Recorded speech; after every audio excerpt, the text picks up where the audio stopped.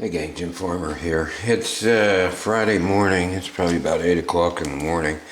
Raining outside, so I'm just kind of waiting on the rain to quit before I go out and hit the creek and see if I can catch a bass or two. But while I'm waiting on the rain to quit, I just wanted to show you guys something that I like to do here. And I don't think I've made a video about it, but I've made a video about tying bucktails. I made that years ago on my YouTube page, but I've never made a video about dressed hooks. So this morning, while I'm waiting on the rain to quit, I'm going to just tie a dressed hook and just kind of show you guys how easy it is to tie your own dressed hooks, and there's some of the stuff that you need. So anyway, I've got a few dressed hooks here. These are Eagle Claw hooks. These, I believe, are 375 number 4s, if I'm not mistaken. But this is a nickel plated hook, and this is the one I like to use for the back of the popper. It's got a longer shank to it, and I like that longer shank. Number one, it's kind of easy to tie a dressed hook with the long shank. With the short shanks, I seem to always get a hook in my finger somehow. But this is the one I use, and once again, it's an Eagle Claw. I think it's a 375, so that's the first thing. Another thing that I use is a base here. This is a fly tying base, and you can get these online. You can find these on Amazon or just about anywhere online. But this one I think is like 17 bucks, and I just kind of got it rigged to my vise here. And I just set this up every once in a while when I go to tie a few hooks. So you got your vise that you use, your fly tying vise, or in this case it's going to be a hook dressing vise. And you got the Eagle Claw 375s. Now the tinsel that I use a Flash Boo. I think you guys can probably see that, but this is a Flash Boo in a green color. And I get that online. Once again, you can do searches and you can find this stuff online, but you gotta, this is the color that I use for the popper, so it's a pretty popular color too. It's just kind of like a holographic green. And then the second thing is I love this holographic tinsel. I've used this for years and years, and I don't know, there's just something about this stuff that the fish like, but this is the one that I like to use. Another one that I think that, I think it's like the little poppin' baits and chug bugs and stuff. They use this kind of tinsel right here. This is a Polar Flash, and it's just a little different, but it's another one that is great for putting on the dressed hooks. And if you've used a chug bug, you've probably seen the chug bug has a dressed hook on the back. And I'll tell you a little story about dressed hooks. I've used the chug bug a good bit. And one time when I was using the chug bug and I was just getting a lot of bites on it, it had that dressed hook on the back. And I was just catching so many fish. After a while, all the tinsel wore off the back hook. And as soon as that tinsel wore off the back hook, I could tell my bites just like slowed down like 50%. So that right there told me that it was the tinsel, because what I did was I put another hook on it that had tinsel on it, and I went back to catching a lot of fish. So I knew it was the tinsel that was working. So a little story about tinsel, and it works on the popper too. So I'm just going to take you guys through a couple things real quick here and show you how to tie these dressed hooks. Real simple. Another thing you're going to need is some thread. I get this at Hobby Lobby. It's just a black thread that I use. It's kind of a thick thread, but you can get that at Hobby Lobby. And then the little thing called a bobbin here.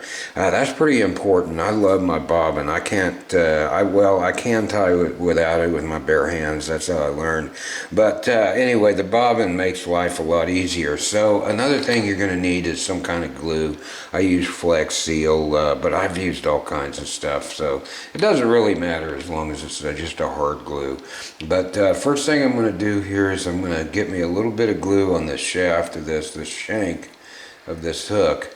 Then I'm going to take my thread and I'm just going to kind of wrap that around there. I need to tighten my I need to tighten my vise a little bit here. So that's another thing. It's getting this hook in here, getting your vise adjusted to where it's going to hold this hook, because you're going to be kind of jerking this hook around a little bit.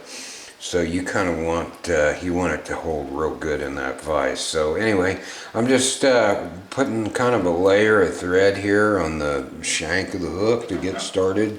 I'm going to cut off my tag end here, and so then once I get that, what I'm going to do is I'm going to go over here to my tinsel, and I'm going to get me a piece of tinsel. And the more you do this, the easier it gets. But I don't know if you can see this or not, but I'm just going to grab a little pinch of tinsel here. I'm going to take it, I'm going to cut it and trim it. So then I'm going to take my tinsel, I'm going to get it stacked. I'm going to lay it right on top of the hook there. And hopefully you can see that, but I just kind of laid my tinsel in there and started wrapping the thread around it.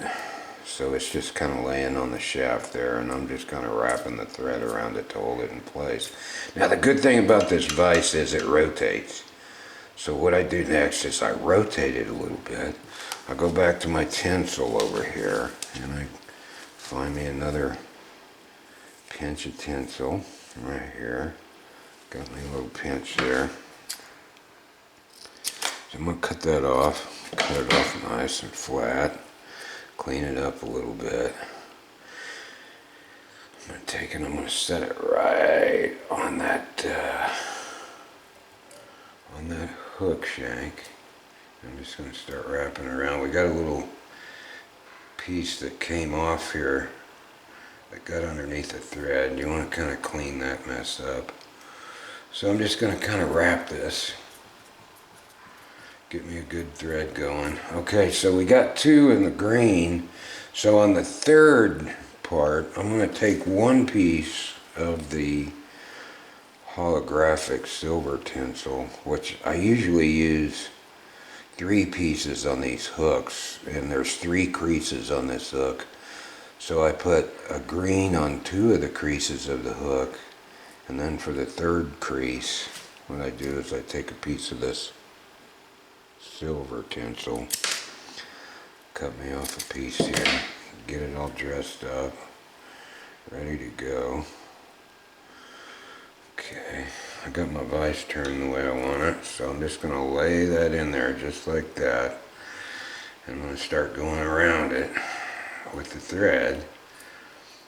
And the idea is this last little piece here, you want to cover up all the pieces of tinsel that are showing until what you got left basically is just the thread.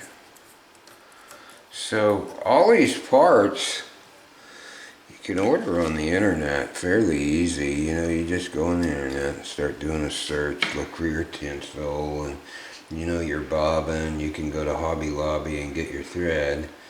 So once I get all my tinsel on there, I'm going to take a pretty good dab of glue here. And I'm going to dab that glue on the thread. I'm going to rotate it. I want to make sure the thread is covered in glue. And what's going to happen is this thread is kind of it's dry, and the thread is absorbent. So what it does is it sucks up this glue kind of like a sponge. And you give it about a couple hours time. This is going to dry pretty hard.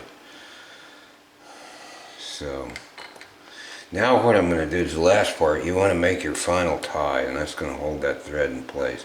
Now watch this real close. What I do is I grab the thread with my finger, and I'm going to twist it just like that, and I'm going to put a twist in it, and then I'm going to pull it tight. I'm going to do this again, pull it tight, do it again, pull it tight, and do it one more time.